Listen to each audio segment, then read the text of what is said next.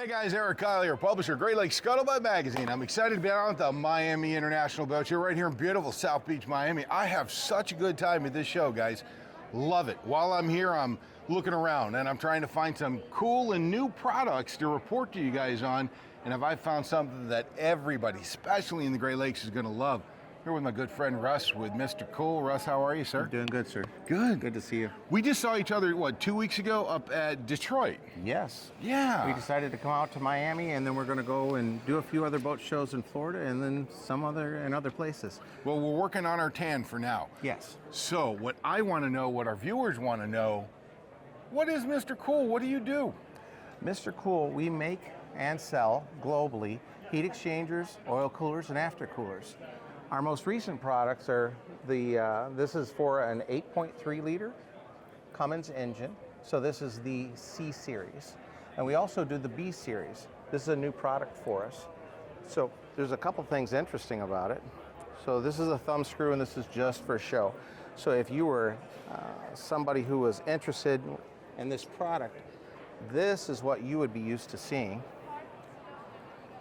This is a powder coat finish.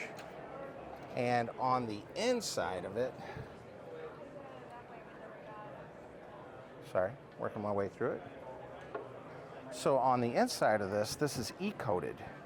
The reason why that's important is that if it is not E-coated, you have a better chance of having a galvanic reaction here. And that would happen between here and the brass. On the outside, this is color coded, so it's the same color as your white engine. And this is a powder coat finish. So it's nice and hard, it's durable.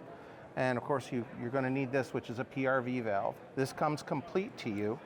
You can find it on our webpage. It's something readily available. And we not only have the C series, we also have the B series.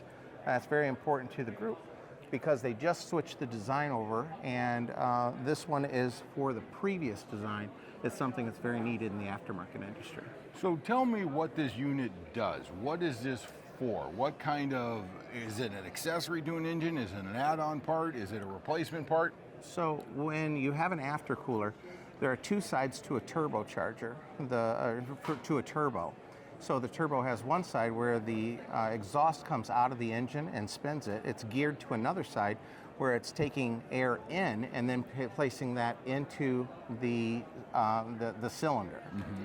So the air is coming in the other side and then it's going into the cylinder.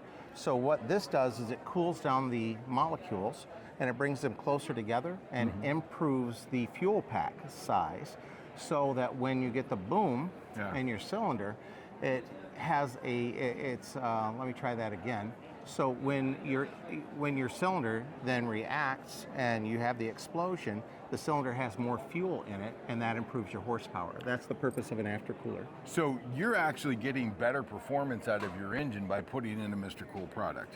Well, it would be equivalent to the one that's already there. It's not an add-on, it's not something new, it's a replacement for the one that's already generated by Cummins. Okay, so what kind of boats is this going to go in? Because that's a pretty large part. I'm not going to be looking at my 300 Yamaha outboard for that. Probably not. No. So this is going to go in a boat that could be anywhere from, I would say, 36 feet, and you could have it go all the way up to probably as large as 100. Okay. Just the size of this is going to change a little bit, depending upon the horsepower. Okay, so for these other products that you have out here on your display, what do these do?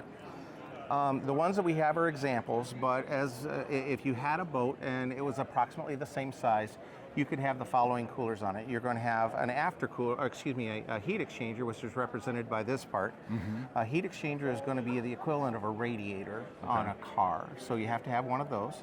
Then you would have one that would be you would have a transmission cooler. Mm-hmm. You would have a fuel cooler, power steering cooler, and you may not have all of them, but you'll have some of them for sure. Yeah.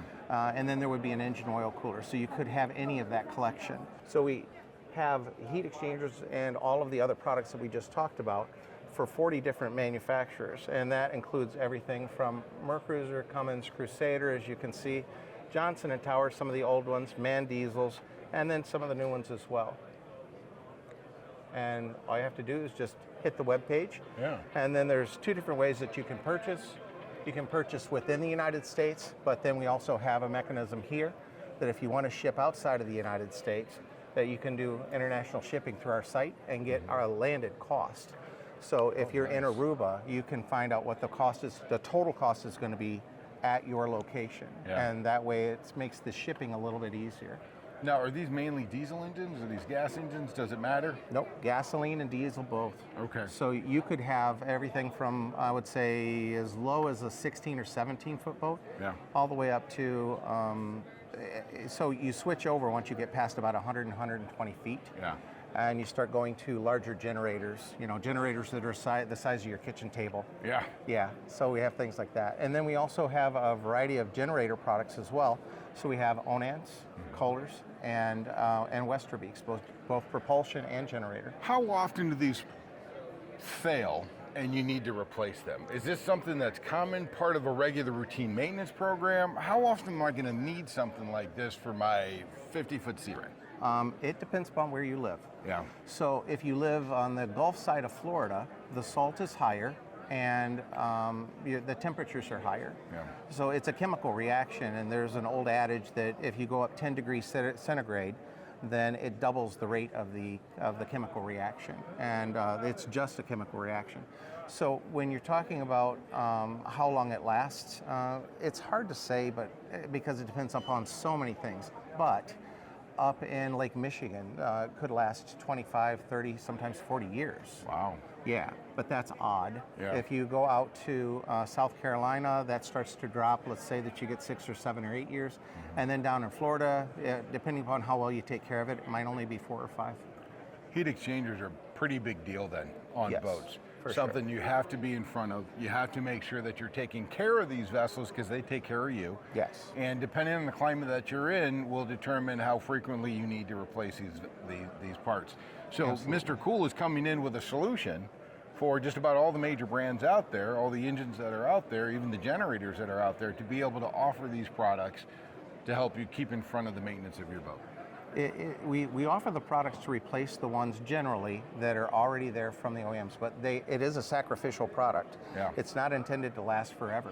It's intended to separate the seawater, which is of course acidic, from the block, which is aluminum.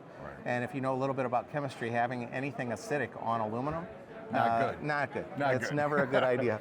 It's never a good idea. So that's what these do. If I'm a boater and I'm interested in purchasing one of these, where am I going to go online to be able to figure out if you have the right product for my engine, my generator? You go to mrcool.us, or you can actually go to Google and just type in your part number. That's one of the easiest ways to do it. Oh, nice. And you'll find that we'll pop up there. Or if you go here on the website, you can type the part number in here as well, and it'll come up on there. You just click it, and the rest of it is just like Amazon or anywhere else. Pricing is on here. You can purchase it on there, get it delivered on there, the whole deal. Yeah, you can get landed cost either locally or internationally. I love it. Yeah. And not a lot of people know that this is an issue that they even need to think about and know about. Do you have information on your website to help them determine whether or not it's time for me to do this? The way that you find out that you need one of these is generally the way that you find out that you need a new radiator for your car. You're driving along and all of a sudden your temperature spikes. Yeah. So your temperature spikes, or you find out that you've got mixed fluids in your transmission or something like that.